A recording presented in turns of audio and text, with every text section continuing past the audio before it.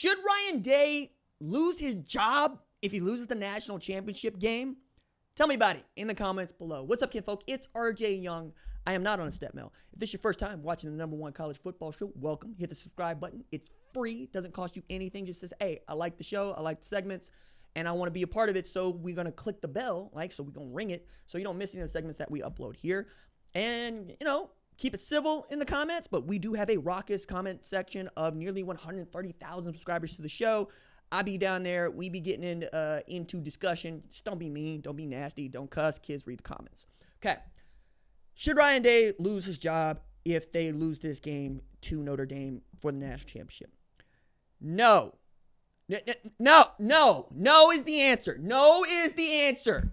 Okay? No. Is it going to be a dreadful Tuesday for you the next day? Yes, if you're an Ohio State fan. It's going to be a great day to be a Notre Dame fan. They can't wait to see y'all throwing fits, though, because what we have learned is no fan base takes their losses harder to their rivals than Ohio State. And by rivals, I mean Michigan. That is the reason why so many other fan bases try to use Michigan to get up under Ohio State fans' skin.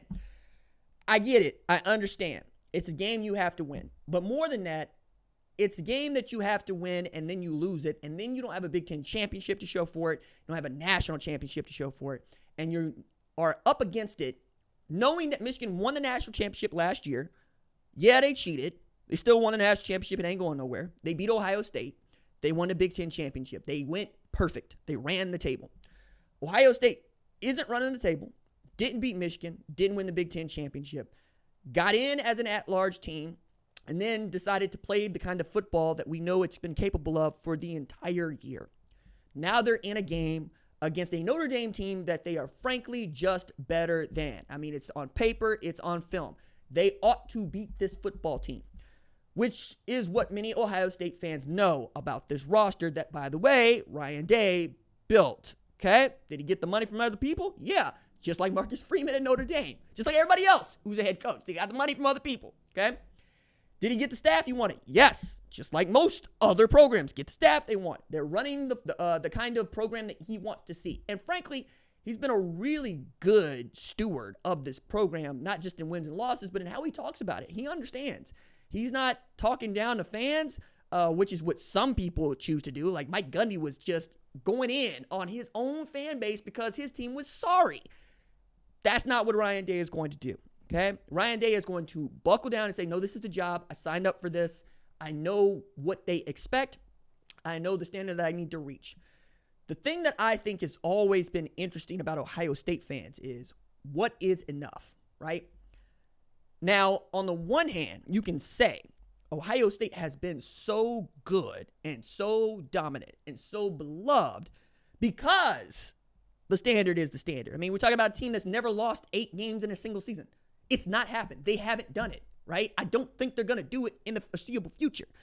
We're talking about a program that doesn't take losing seasons, right? Like, that's not a thing that really happens. They had it in 2011, and then they hired Urban Meyer, and he ran the whole damn table. And the only reason they didn't win the national championship in 2012 is because, damn it, they had a postseason ban for what feels quaint right now. Dudes sold their gold pants for some tattoos.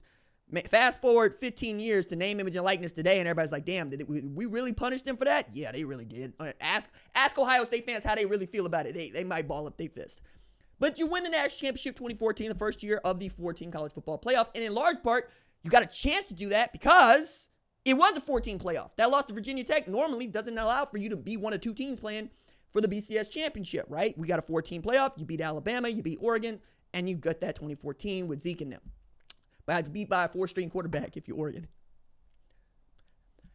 Now, what I find to be really interesting about the Urban Meyer era at Ohio State, by the way, man got into College Football Hall of Fame earlier this week. Shout out to him.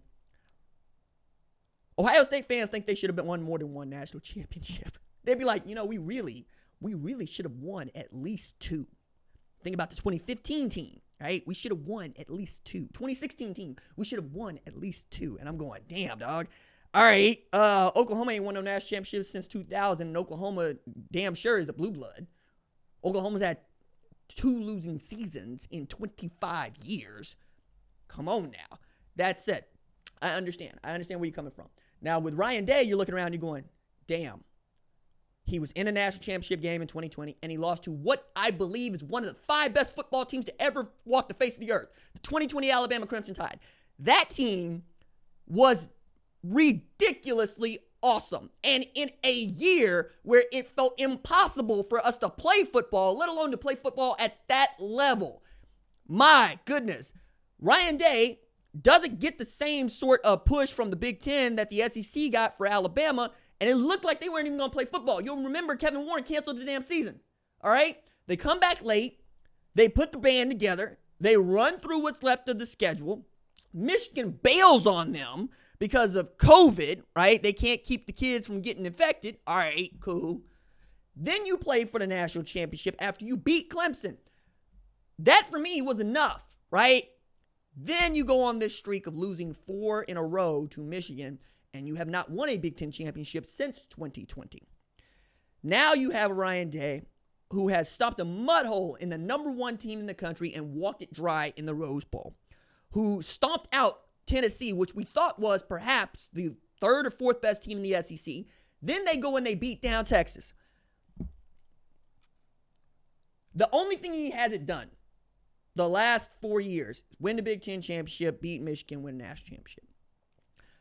When we start the season, I, you, they, all of us want to win the national championship. And if we're given the option, the menu of would I rather beat Texas, win the SEC championship, or win a national championship, you can't have all 3. I'm choosing win the national championship every single friggin' time. I am. Because 2 things. 1, I would love to know how a team that doesn't win the national, or that wins the national championship, doesn't beat Texas, doesn't win the SEC championship if they're Oklahoma. Well, we get the answer to that question with Ohio State if they can beat Notre Dame on Monday. They didn't beat Michigan. They didn't win the Big Ten championship, but we got a 12-team playoff where those dudes decided, you know what, to hell with this. We are really good. And we're going to start acting that way. We're going to start coaching that way. We are going to come out with a level of confidence that borders on arrogance, that says, we know what you're running. You know what we're running. We're going to line up and we're going to smash you into smithereens. Okay? That's who they have been the last 3 games. They keep that mentality going into this game. I don't see why they don't win. But if they lose, it will be the manner in which they lose. Because if they get boat raced by Notre Dame, I don't see that happening.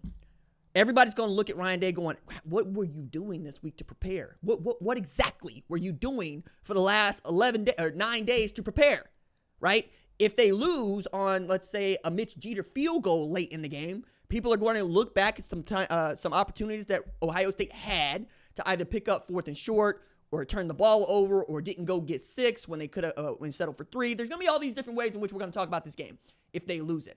And those are the 2 primaries, right? Either way, it will be Ryan Day's fault.